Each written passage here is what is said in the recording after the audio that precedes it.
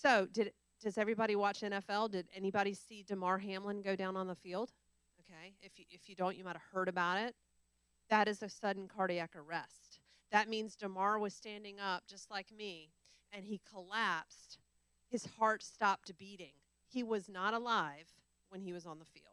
And the only way to bring him back is through CPR and AED. That's it, right?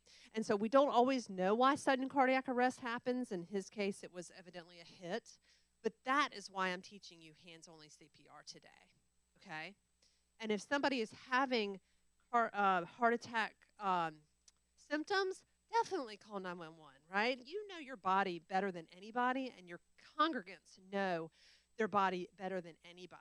So if you're feeling like you can't breathe, or somebody in the church can't breathe, or is having difficulty, we want you to call 911, okay, regardless.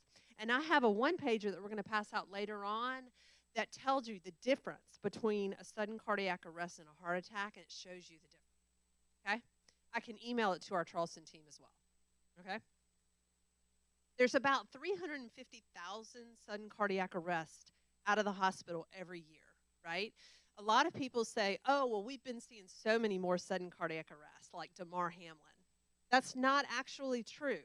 What's true is that we see more of it on social media, right? There's more cameras out there, so you hear about it more.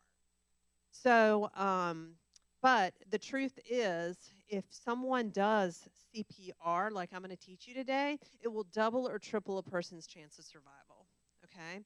Is anybody here certified in CPR? You are, okay, excellent.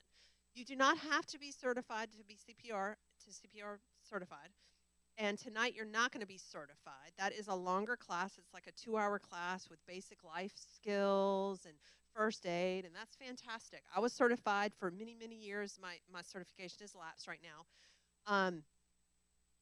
But what I'm teaching you today is called bystander compression-only CPR. And there's 2 steps involved. And if you understand how to do rescue breaths on someone where you put your mouth-to-mouth resuscitation, that is fantastic. And I encourage you to do that. The truth is, in our world today, and especially after COVID, people don't want to put their mouth on somebody else they don't know. That's just the reality of it. And our research as science has shown that pushing hard and fast in the center of the chest to keep the blood flow going, and that oxygen flowing through the body until medic arrives will save a life, and it can save a life. And then if you have an AED, that's even going to help more, okay? And I will definitely field questions at the end, all right? So 2 steps to hands-only CPR, okay? If you see an adult or a teen suddenly collapse on the floor, and you're walking through the church and they fall, right? You know they haven't been eating, so you know they're not choking, right?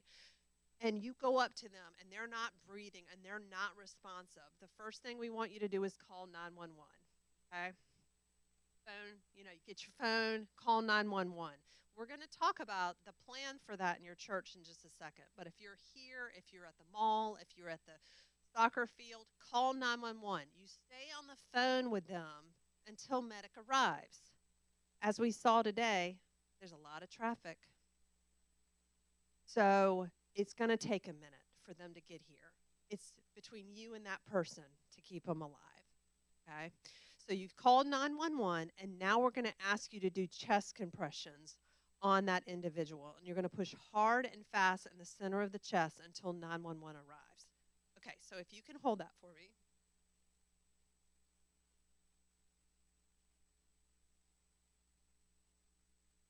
Have right now. Yes, what's your question? AEDs. Okay, we're going to talk about that too. Let's talk about an AED. We can talk about that now.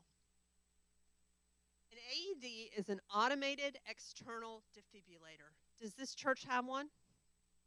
You do not have one. Okay, we're going to talk about that too. That's okay. Have you ever seen an AED? Okay. They all look different, but they act the exact same way. So who is the AED for? So if you're in the mall, or you're in the airport, or you're in a restaurant, and you see an AED on the wall, who is that for? Who do you think that's for? Anyone. It's not for the restaurant owner. It's not for the staff at the airport. It's for anyone who knows how to use it to grab and use. So that's a common misconception. Some people say, oh, it's only for the church leadership. That's for the safety team. No, it's actually for anyone who knows how to use it. It's called an automated external defibrillator, and when you grab it off that wall and you turn it on, that is the first thing you do. It is going to tell you exactly what to do until you do it, and then it's going to tell you what to do next. The first thing it will tell you to do is to remove clothes from the patient. And when I say that, literally remove the clothes from the patient. Then it's going to tell you to remove the pad, place the pads on the patient's chest. Well, the pads have pictures on exactly where to put each pad on the patient. And then it will say analyzing the patient data. And it will offer a shock or not. It will tell you the person needs a shock or does not need a shock. And you literally push a button and it will provide a shock, and then it will tell you to continue. We'll talk about that in just a second. Before I go into our chest compressions, I want to talk a little bit about why I'm here tonight and why it's so important. We're building a nation of lifesavers at American Heart Association, not just because of what happened to Damar Hamlin, but because we have to increase the number of people like you that know bystander CPR. Women are 30% less likely to get bystander CPR. Why do you think that is? Men don't want to do what? Because of our boobs, right? That's just the cold, hard truth, right? They say the anatomy, right? That is not acceptable. That somebody is not going to do compressions on us just because they're afraid to touch us, right? That's not okay. Blacks and Latinos are 20% less likely to receive or give bystander CPR. Completely unacceptable. Why? Because fear of calling the police, language barriers, neighborhoods, lack of education, lack of knowledge. There's so many reasons. So we're here tonight to help spread that message and increase bystander awareness and reduce those disparities, because it's not okay. All right, so I'm going to get back to AEDs in just a second.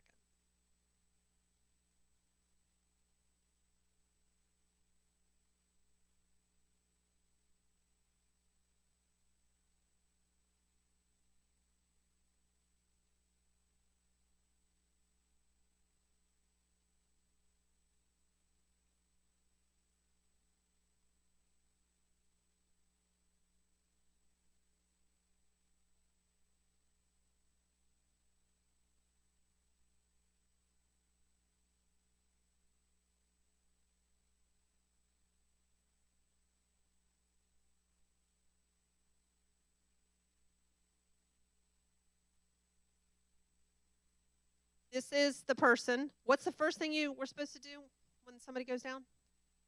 Call 911. They're always going to stay on the call with you. And then you're going to push hard and fast in the center of the chest. Where's the center of the chest? It's between the nipple line on a woman, a man or a woman. Okay? People are different. All right? People are different. There's big people, there's small people, right? And so, but it's in the center of the chest. It's not exact, guys. It's not exact. I want you to find that center of the chest, and I want you to get to that center of the chest, because in the winter, you got people having jackets, sweatshirts, T-shirts. Take it off. Find the center of the chest on the individual, okay?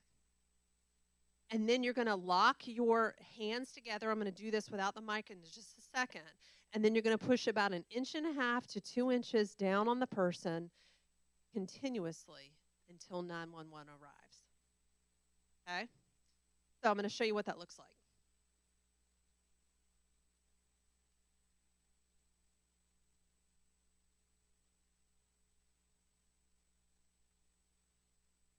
They're on the floor, typically. I'm showing you this so you can see it. You're going to press hard and fast in the center.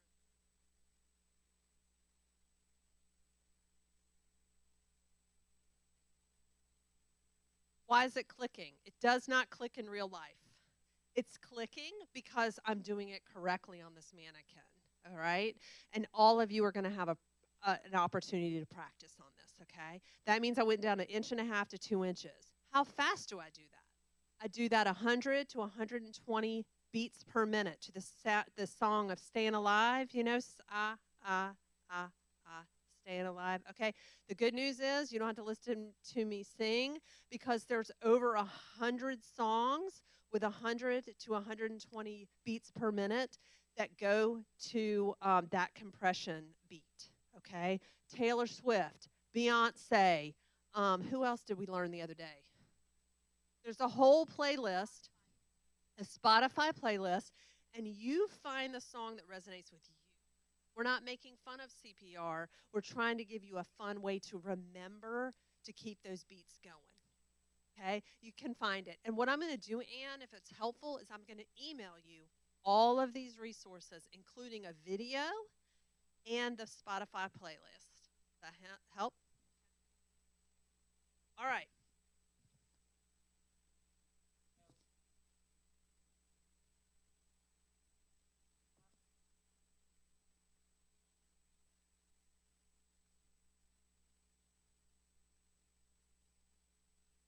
So, you've called 911. You're pushing hard and fast in the center of the chest. If you're at the church and somebody goes down and you're by yourself, I never want you to leave that person. Okay? I want you to do the compressions, right? But if you're with a big group at the church or anywhere you are, I want you to take control of the situation. And I want you to say, Anne, you call 911. I'll start chest compressions. Or I want you to say, you call 911, you go get the AED. I'll start chest compressions. Don't leave the person if you're by yourself to go get that AED because you've missed precious moments to do the compressions. Only get an AED if somebody else can go get the AED. Does that make sense? So you go get the AED. I'll start chest compressions. While I'm doing chest compressions, you're going to get that AED and you're pulling it out. You're opening them up. I'm doing chest compressions. And then 911 is telling you what to do too. And then you can start the AED work. You'll be putting the things on their chest. It will be analyzing the patient data. And it will tell you, stop doing chest compressions so we can do a shock. After the shock, it will say, continue chest compressions. It literally tells you what to do. And they all sound the exact same way. Okay? By the time all of this happens, it sounds like, wow, this is a lot. Medic will be here. The challenge for you all is that, I don't know where your nearest medic is, right? And so you have traffic, you have, right off the interstate. It also depends on the time of day. But the typical response time in Charlotte-Mecklenburg is 5 to 7 minutes, according to our team at Medic. Excellent. That's fantastic. And fire departments are often the first on arrival. Okay, so by the time you start those chest compressions, you're going to have this started. Okay, and you're going to really help to save a life. If you know the breaths, go for it. I'm going to answer some questions I bet you have right now. Number 1, can I hurt the person? Well, you can't hurt the person any more than they're already hurt because remember, they're not alive. So if you don't do anything, they're not going to make it. Number 2, can I break ribs? Yep. Why? Because you're doing those chest compressions. Medic, our friends at Medic, EMS, they break ribs all the time. My father had cardiac arrest. He had broken ribs. I know many, many, many cardiac arrest survivors that did not have broken ribs. You don't know. It doesn't matter because A, ribs will heal, a heart that's not beating won't, and we are covered by the Good Samaritan law in North Carolina, meaning you are intentionally helping that person. You are trying to help that person. You're not trying to hurt that person. If you are concerned about another state's law, you have to check with them. But most states have the Good Samaritan law. Okay? Sometimes I get asked, what if they wake up in the middle of it? Okay? Well, that's a blessing, right? Hallelujah. That rarely happens, Okay, sometimes people can go down because it mimics like diabetes sometimes. And if you're doing compressions and they go, "What the heck are you doing?" Well, just stop. You're not going to hurt them, right? Going to get the AED or doing compressions and calling 911 will not delay the process. You're only doing good. What other questions do we have about this? And I'm going to show you this process again. Yes. Okay, that's a great question. And what was the last part?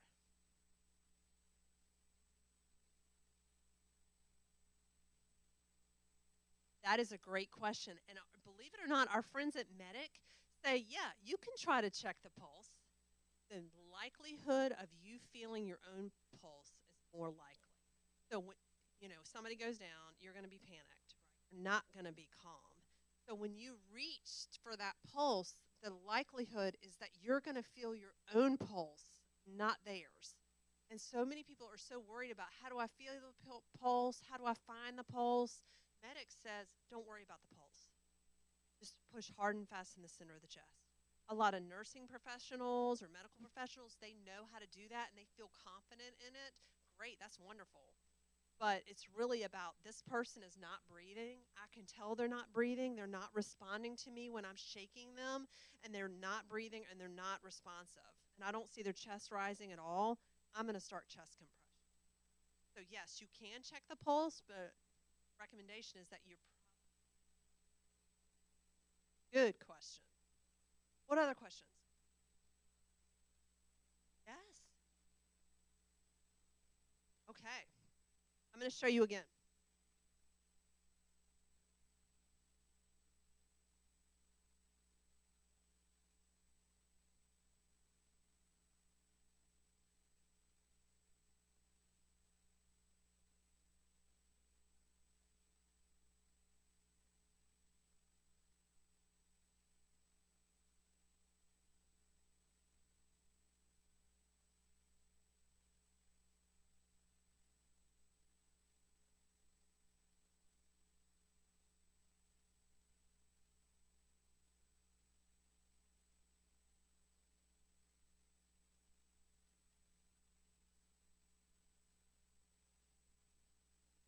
No exact easy button. Everybody is different sizes. Everybody's different shape. Put your phone on speaker, and that's what you're going to do until 911. Okay? So before we practice, I did want to talk about the cardiac emergency response plan. Does that help? Okay. Well, it sounds like we don't have an AED here in the building. And the American Heart Association is not able to buy AEDs, although we do come across funds on occasion to support a stipend to provide like a church. So we can definitely keep that in mind for you. We can also support gifting equipment like this. This is a CPR training kit that you can hold classes here in your church for not only your safety team and your leadership like you, but your congregants too. So again, you're increasing community awareness, if that was of interest to you. What a cardiac emergency response plan is a written document that says to your leadership and your church leadership and congregants, what happens if somebody goes down? Where's the AED? Who knows CPR in the church leadership? When you call 911, what door do they come to?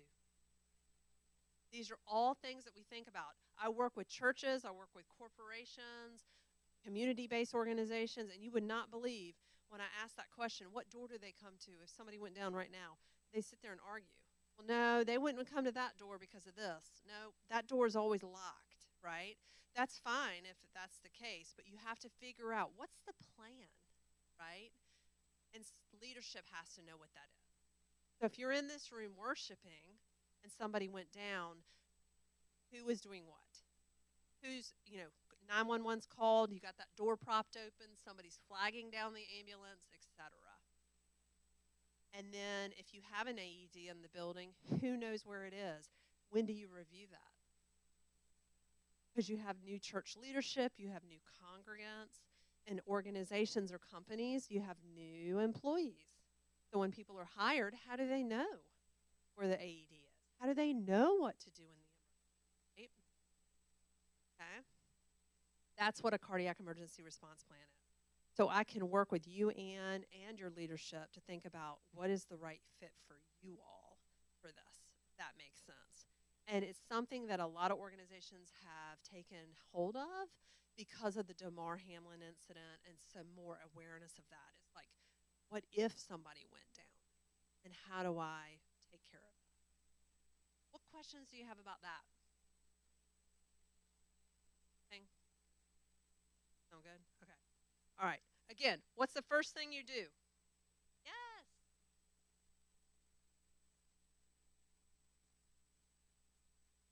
I do. I sent that to Ann yesterday, and I can resend it out. It's an editable cardiac emergency response plan for schools. We have them for schools, churches, and what I love about it is it's a document that has suggested language, and then you tweak it to your liking.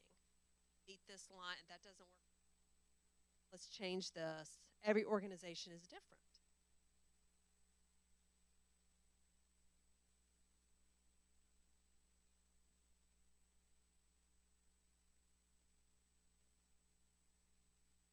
Yes, yes. So it always is good to have people certified in CPR, but you also want to think about, like, what if they're not here? What if they're on vacation? Things of that nature. It's always good to have individuals in the organization certified. But I will tell you that you do not have to be certified to save a life. And then, so you also want to think about the leadership in this room is learning this, and you're walking away with a life-saving skill tonight. How are you teaching your congregants that same skill? Right? And so you're adding to that. So your leadership is covered, but then when you have a beautiful service on a Sunday afternoon, Sunday morning, or whatever evening or daytime that is, congregants know that too. Yes. Great. Does certification expire? It does expire. So it's every 2 years. The American Heart Association has training centers throughout the area that we can connect you to. That is a paid class that you do. And then, but this class you can do for free. But certification is usually every 2 years. Correct. Great question. All right. So again,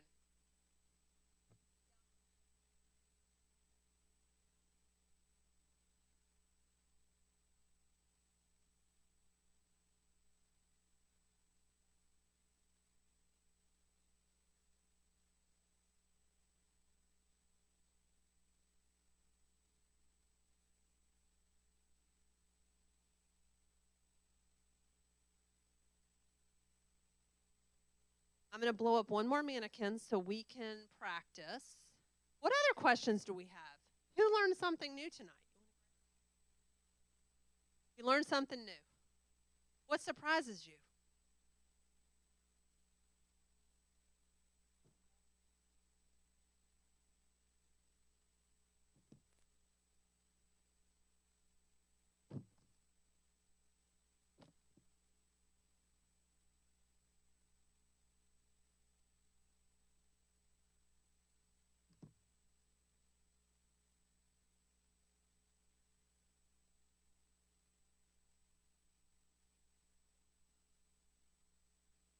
Perfect.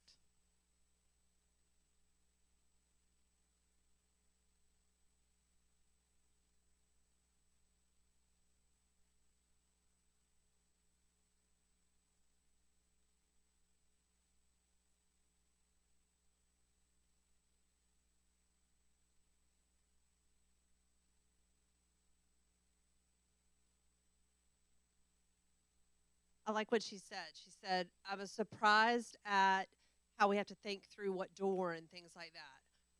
Think back to what happened to Damar Hamlin. There's 100 medical professionals on the field because it's an NFL game, right? They're taught every single day, and we go all year long, right, without a medical emergency like that. And that one time, they had it all mapped out. And again, they were blessed. He was blessed. I got to meet him. And he was blessed because everybody was there. The same thing can be said for here. It's just thinking through the process. What if? It's very rare that it happens. And God willing, it will not happen on this campus. But if it does, you want to be ready and you want to be prepared and you want to know what to do. And so just thinking about what's the protocol? What's the protocol? What's your address? Do you know the address of the building? With technology today, usually they can know where you're calling from, but you want to be able to know that. Where's the call? And if there's different buildings, what's the name of the building? Right? Something to think about. I only say that just because we talked with Lowe's Corporation, Lowe's stores. They have a huge corporate office, and there are like 10 different entrances. What in the world? How do you even say how to get to someplace? So, yeah. Hey.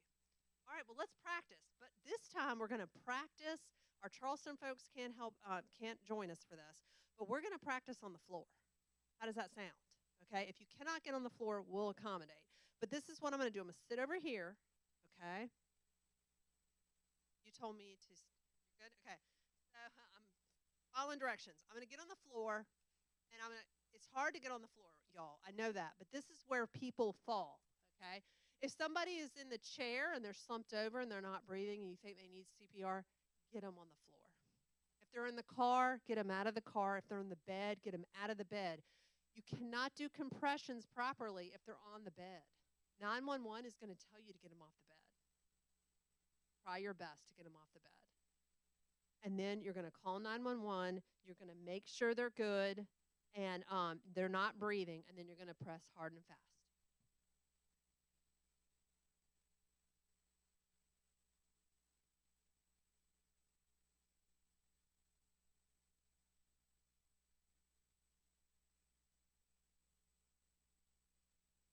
Don't want you to be shy, is how hard it is. And these are very fit, physically fit mannequins here, right? They're not, clearly they've been practicing a heart-healthy diet, but that's not the case for everybody, right? And I want to make sure that our faces don't fall off.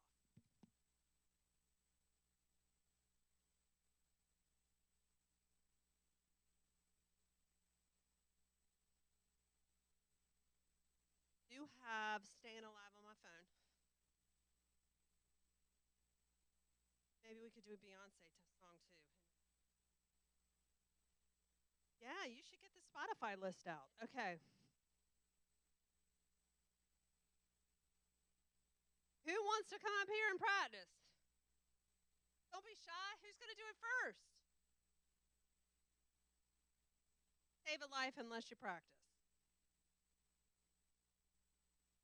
Yay! Hey, Rashawn? Michelle. I love it. Okay, come on over.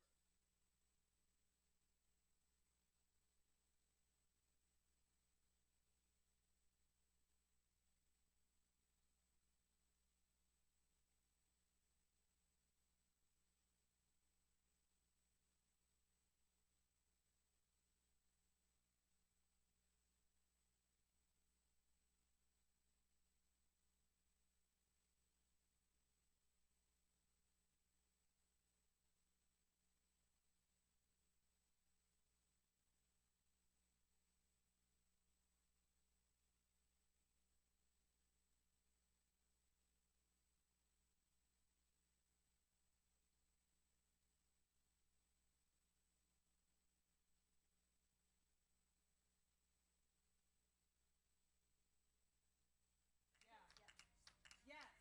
Okay, good job. Give them a round of applause. All right, Taylor. Okay, we had a great question. All right, it's a workout, right? That's a great question you had. So you're not by yourself. You call 911. I'm going to start compressions. You're doing compressions. It's hard. It's hot outside too because you're in the parking lot. Hey, I'm getting really tired. I need you to switch with me, Michelle. 1, 2, 3, switch. And they come in. So, good. Good question. Okay? Excellent. So, if you're not by yourself, please do work with somebody else. Hey, yeah, you have to take care of yourself before you can take care of others. And if they come to, you just still let them lay down there. Don't Oh my let 'em gosh, get up. yeah. What in the world are you doing to me? Say, oh, I'm so sorry, 911's on the way. I don't need 911. Yeah, you do. Okay, yeah, you do. Just give it a second, right? And just calm them down and keep them calm, right?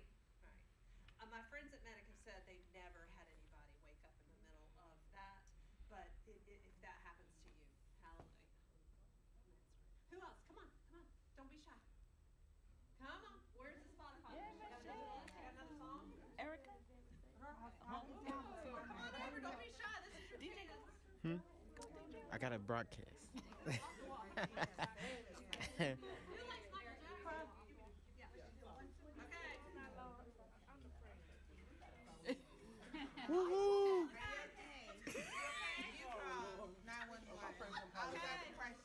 Exactly. Start 'em. Take your clothes off. There you go.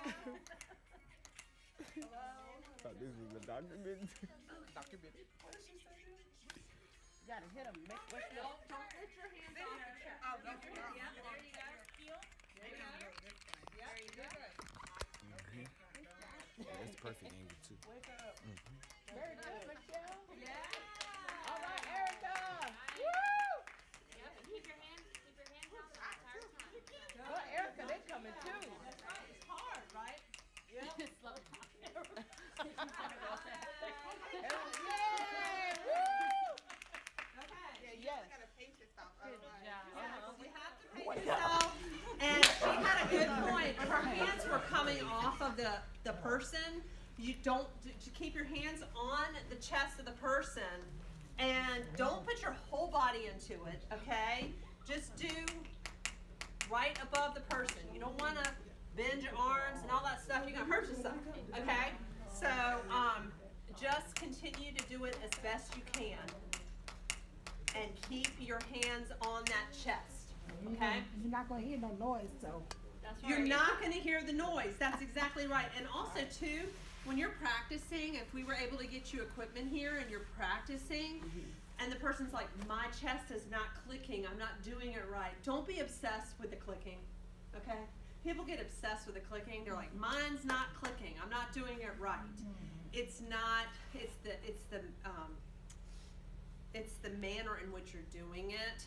And so I want you to just get the idea that it's the center of the chest, 1.5 to 2 inches. And if it's not clicking for you, that doesn't mean you're doing it wrong. It just means you're not on that button exactly. And so don't worry about the click, worry about the motion of it. Does that make sense? Yes. I felt when I was doing it, it tells you, you can feel how much pressure you really have to put into it. Yes. So when it really happens, you're not just Right. surface, you really got to kind of push down. That's right, and you're keeping that flow of oxygen and that blood flowing in the body temporarily. Okay? Who else wants to practice? Come on, Ever! All right, let's do some stay alive now. We Let's stay did. alive, okay? You know.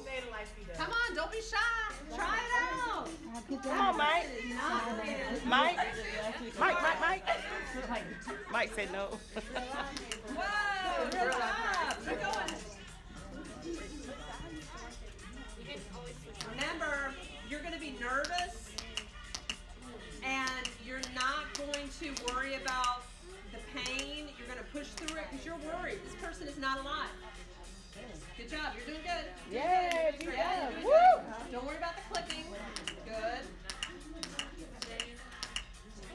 That's it. And not die. That's right. That's right.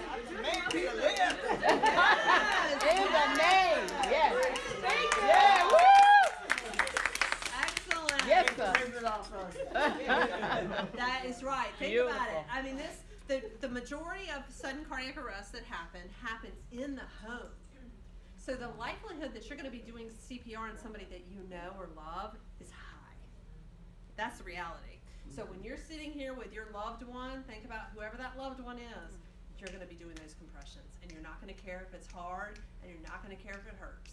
It's right? more important for it to be deep. So like, if you're too worried about it being like, Yes. if you're not doing it hard enough, you're not really saving. It's not really making the blood flow. So if you're scared, like, and then you are gonna feel like the ribs crack, and it's gonna feel so weird, and you're gonna want to stop because you're gonna feel like you're hurting them.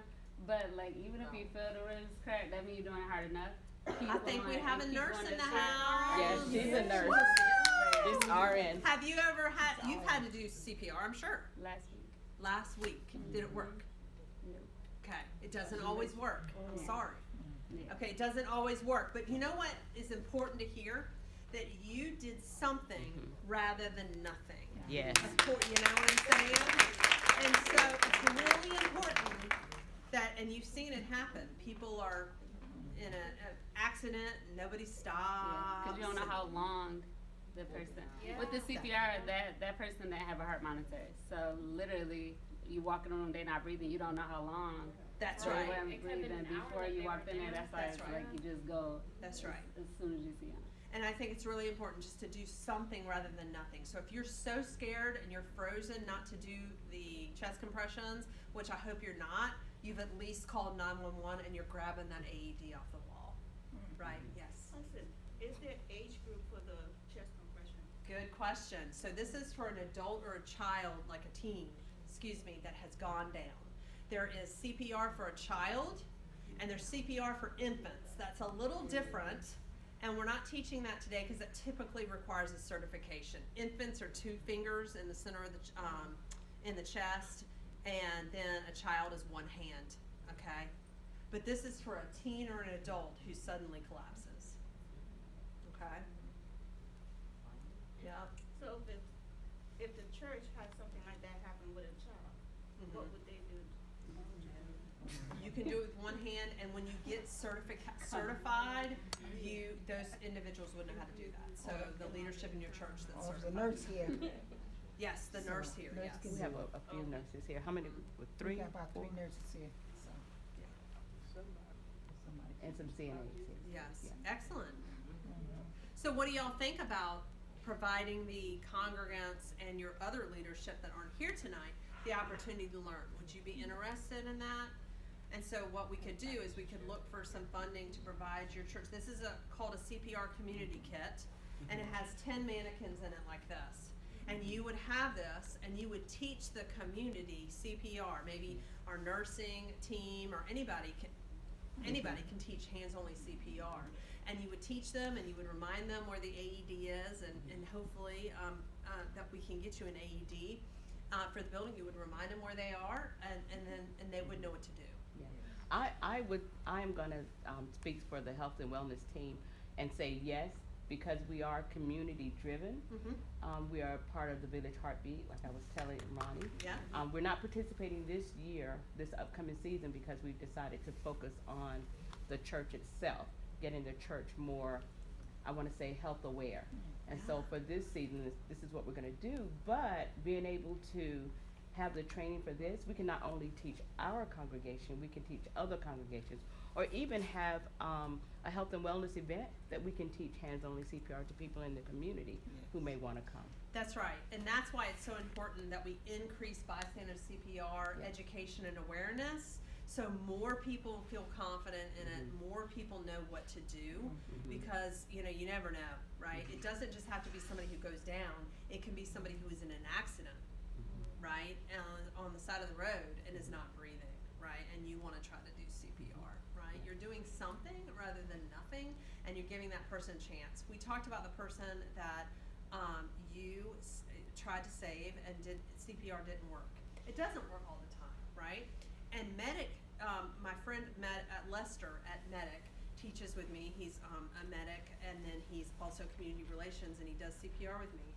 And he said one time he did CPR on somebody, kind of a young guy, he's in his 20s, and he survived the CPR. They got him back to the hospital, his family came in and was able to see him. He did not make it. But what he said, it really resonated with me, is that I gave him an opportunity I gave the family an opportunity to say goodbye. And that's powerful, right? And so the CPR didn't work, and for whatever reason, God took him, right? But you're leaving tonight with the opportunity to save lives, and I appreciate you, calling me to do that. Thank you. So I will stay here as long as you want me to stay, and I do want to give you these materials. One is just a hands-only fact sheet on what CPR is and just FYI and how to do it, it reminds you on what to do. And then this is the difference between a sudden cardiac arrest and a heart attack, and that kind of is helpful if you want to pass it on to someone. Okay.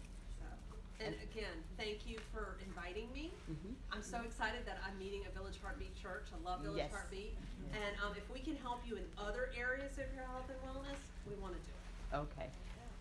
We want to tell Miss Shannon and Miss Irene, thank you. Thank you for giving my lateness. Thank you so much. We have learned a lot. Our church is growing, and as we grow, we want to be prepared. I will check and see what the price is for us, for those who want to be certified in CPR, especially if you want to be working with the children. We need to know how to do that. And not just for us, it's for anywhere we go. And you know, when we have our back to school event, year before last, I wasn't here, it was a big issue, really big issue. And so, I mean, there were several people who got hurt, but they weren't from our church, they were from different areas that came to the back to school event. So we want to be prepared, and not that we know everything, but we know enough to save a life. And I want to personally say thank y'all for coming, because I was kind of sweating it a little bit, you know. I was. And we also are a member of the Congregational Health Committee, which is a part of Novant Health. So every month I attend this meeting where Chaplain Burns teaches different, you know Chaplain Burns, yep.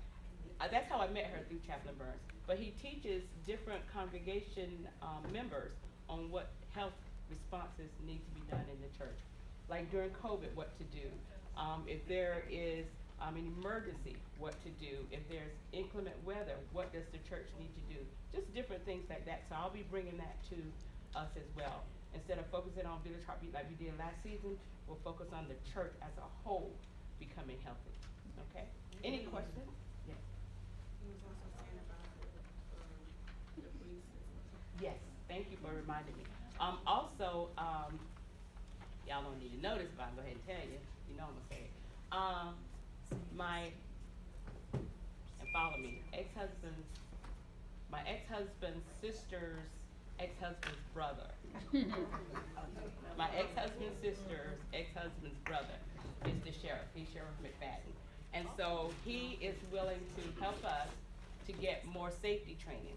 And so not saying that we need to be walking in fear, because we declared that this morning, no fear, okay? But we still need to know how to be proactive if something goes on in our church. I was on the security team at Pastor Key's church, and so every so often he would say, okay, y'all know what to do, and so he'll give us a signal, and everybody in the church will lean to the left. And he said, okay, all you visitors and you all who ain't been coming to church, you just got shot up. He said, yes, because when I give the cue, you need to lean to the left, because that means it's on, because they already know something's gonna go down. So even though we laugh about it, it's true. What do you do if somebody does do that?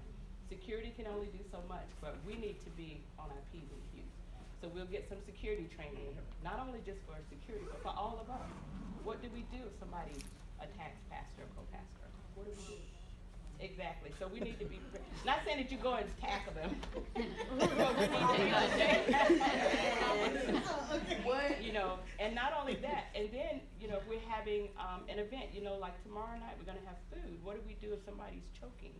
You know, it's not just on health and wellness, because I'll run and get Jasmine in a minute, but all of us, what do we do? You know, the Heimlich maneuver, you know that, but everybody needs to be trained on how to do it. Yes, Mike? What if there is like a baby or a child choking, like how do you do the Heimlich?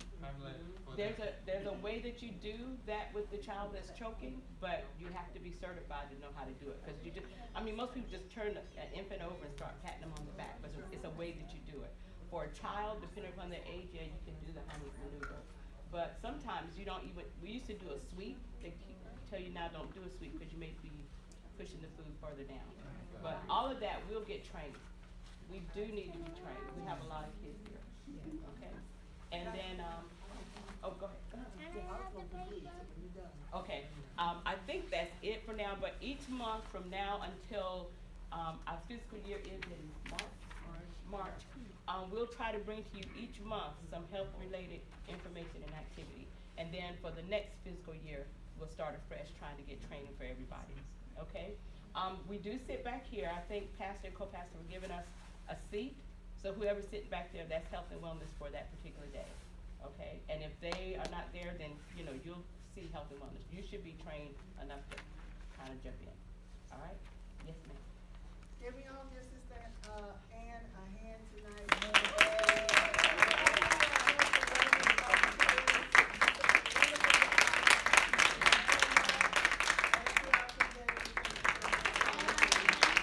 Thank you for inviting me. I'm so glad Thank Chaplain you. Bird is connected. So, Yes, and you yes. know, we are going to be working on trying to figure out equipment for you all, how we can maybe get some funds for an AED for you, and then if you need anything, or you have a community-based organization you work with outside of the church that